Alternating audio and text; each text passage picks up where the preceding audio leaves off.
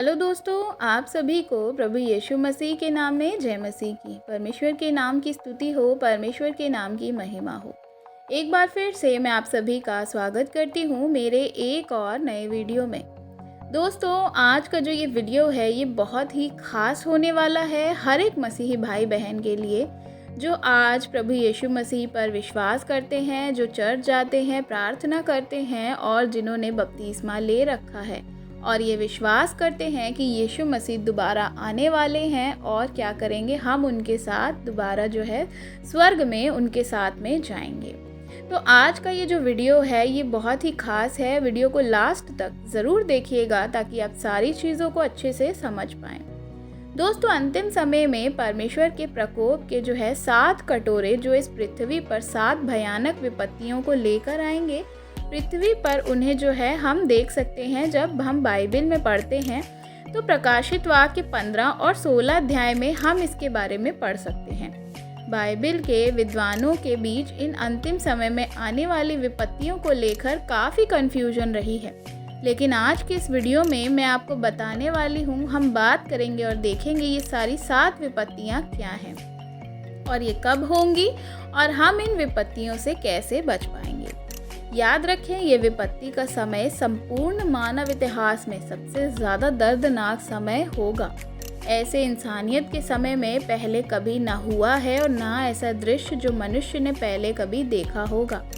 और अब हम अंत के समय के बिल्कुल निकट हैं। तो चलिए हम देखते हैं कि पवित्र बाइबल इसमें हमें क्या सिखाती है और क्या बताती है। तमाम चीज़ों को हम जो है बाइबल से देखेंगे। दोस्तों, इस प्रकार से लिखा है बाइबल में कि वह जो है 7 स्वर्गदूत जिनके पास 7 विपत्तियां थीं, मलमल के शुद्ध और चमकदार जो है वस्त्र पहने और छाती पर सोने की पट्टियां बांधे हुए मंदिर में से निकले। तब उन चारों प्राणियों में से एक स्वर्गदूत जो एक था, उन 7 स्वर्गदूतों को परमेश्वर ने जो है क्या किया, इस प्रकार से प्रकोप के 7 कटोरे दिए। यूहन्ना के प्रकाशित वाक्य की पुस्तक में लिखा है कि वह परमेश्वर को क्या कर रहा था, परमेश्वर का दर्शन देखा उसने कि वह 7 प्रकोप से भरे हुए कटोरे हैं और बताया गया कि आखिरकार ये 7 प्रकोप के कटोरे जो हैं इनमें से कैसी कैसी विपत्तियां पृथ्वी पर वह लेकर के आएंगे और उनके कारण क्या पृथ्वी पर होगा। तो एक एक करके हम आज उसके बारे में बात करेंगे। पहली विपत्ति जो है, जो पहला कटोरा है, वह है दुखदाई फोड़े। लिखा है, अतः पहला जो कटोरा था पृथ्वी पर उंडेल दिया। तब मनुष्य जिन पर पशु की छाप थी और जो उसकी मूर्ति की पूजा करते थे, और क्या हुआ, उनके जीवन में एक प्रकार का बुरा और दुखदाई फोड़ा निकला। आप देखेंगे कि भयानक फोड़ा उन लोगों पर क्या हुआ जो दुष्ट की मूर्ति की पूजा करते थे, और बहुत ही दर्दनाक और डरावना फोड़ा उनके जीवन में, उनके शरीर पे निकला। उसके बाद देखेंगे कि जो सिर्फ परमेश्वर के लोग हैं वही ठीक रहेंगे, उन पर कोई फोड़े की विपत्ति नहीं आएगी। याद करें कि पुराने नियम में भी परमेश्वर ने ऐसी ही विपत्ति को लेकर आए थे, जब फिरौन और मिस्र के लोगों के समय में जो था, परमेश्वर के लोगों को जिन्होंने पीड़ा दी थी, तब परमेश्वर ने उन लोगों पर ऐसी विपत्तियों को डाला था। मूसा के समय में भी हमारा परमेश्वर जो आज हर एक व्यक्ति को मन फिराव का अवसर दे रहा है और हर एक से प्रेम करते हैं, सदा ऐसे करते थे।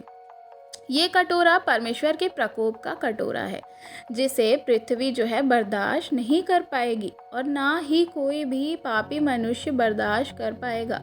ये बहुत ही जल्द पृथ्वी पर उंडेला जाएगा, लेकिन जो परमेश्वर के लोग होंगे उन्हें उसके द्वारा कुछ भी हानि नहीं होगी। दूसरी विपत्ति जो हम देखते हैं वह है कि खून का समुद्र में बदल जाना। दूसरा आपने कटोरा समुद्र में देखा कि क्या हुआ, उंडेल दिया और वह मरे हुए मनुष्यों के लहू जैसा बन गया और समुद्र का हर एक जीवधारी मर गया। और दूसरी विपत्ति के समय समुद्र के सारे जीव मर गए, सारी मछलियाँ जो कुछ भी उसमें थे वह सब मर गए।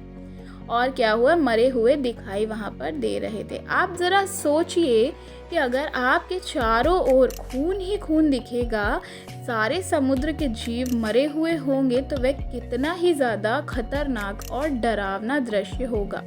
कितनी गंदगी, बदबू आएगी और कितना डरावना मंजर रहेगा। वहाँ पर याद रखें कि मूसा के समय में भी परमेश्वर ने नील नदी को लहू में बदल दिया था।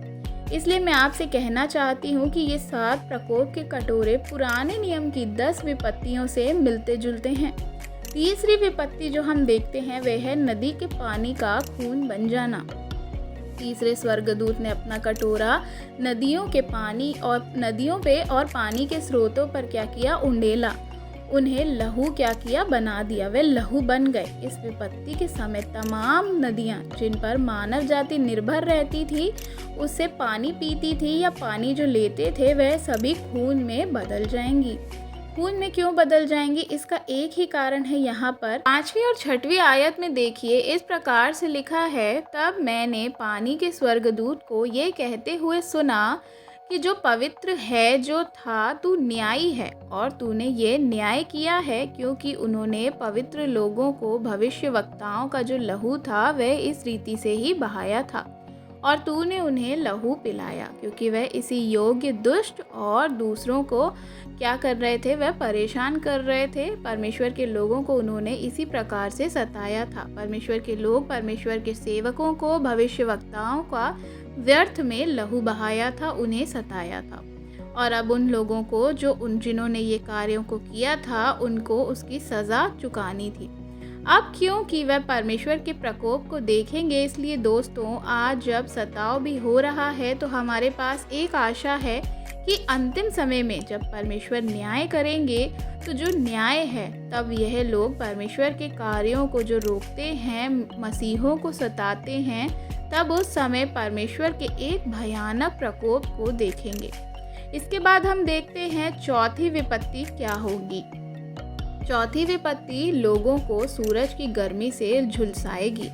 जब हम देखते हैं कि जो चौथा स्वर्गदूत था, उसने अपने कटोरे को उल्टाया तो सूर्य पर क्या किया, उसने उसको पलट दिया, और उस मनुष्य को आग से, वह क्या था, वह सूर्य जो था, हर एक मनुष्य को आग से झुलसा देने का उसको अधिकार दिया गया।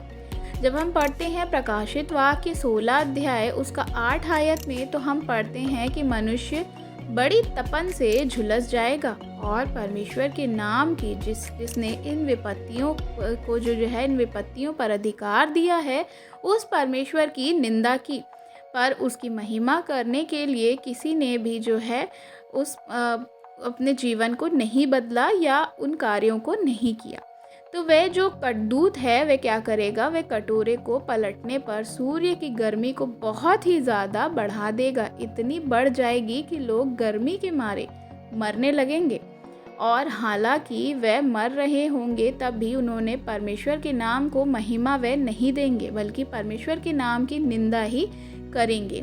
तो वह लोग जो हैं, जो हठीले मन के हैं, वे नाश हो जाएंगे, पर अपने आप को कभी भी बदलेंगे नहीं। दोस्तों, जब सूर्य की गर्मी बढ़ेगी, तब आप जानते हैं क्या होगा, कि अच्छी फसल भी नहीं उगेगी, यानी कि भुखमरी भी बढ़ जाएगी, पानी भी कम होने लगेगा, सूखा पड़ने लगेगा, अकाल जैसी हालत बन जाएगी।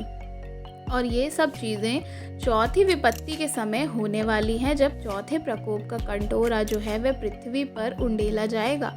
5वीं विपत्ति जो है वह दर्द और अंधकार के लिए है। जब हम देखते हैं कि जो 5वां स्वर्गदूत होगा, अपना कटोरा वह उस पशु के सिंहासन पर उंडेलेगा, और उसके राज्य पर जो है अंधेरा छा जाएगा।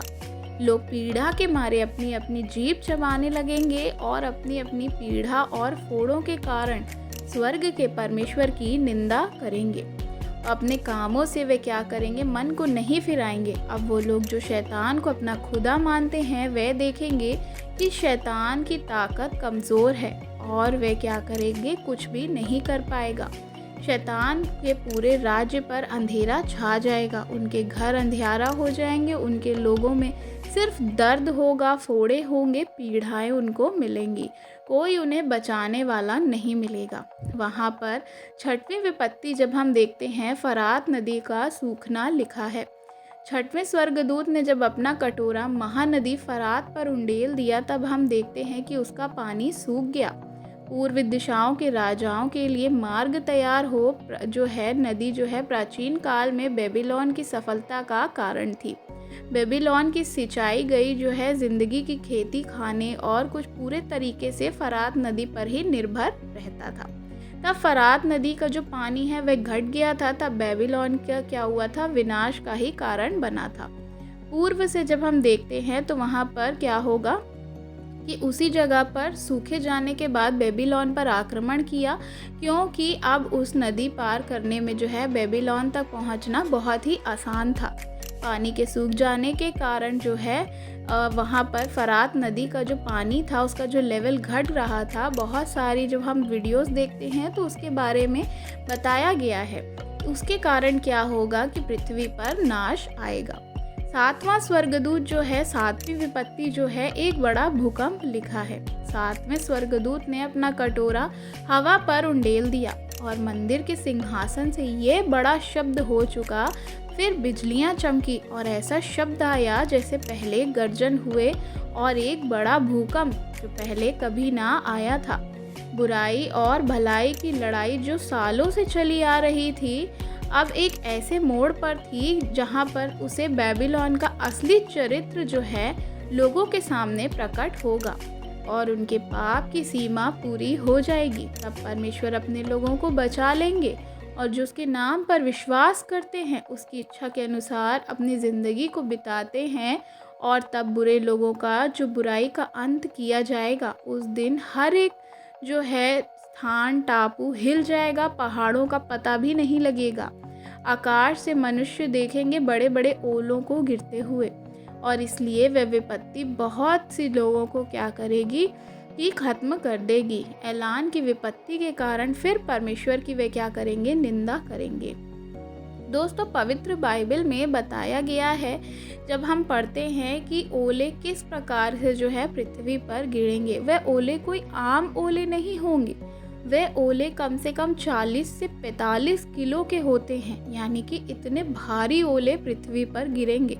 और जब वे गिरेंगे तो ज़बरदस्त भूकंप होगा, जो जगत की उत्पत्ति के समय से अभी तक कभी भी नहीं हुआ, किसी को उसको अंदाज़ा भी नहीं है। तब पूरी पृथ्वी, पूरी इंसानियत जो है उसकी हालत क्या होगी, आप ज़रा अपने मन में विचार करिए।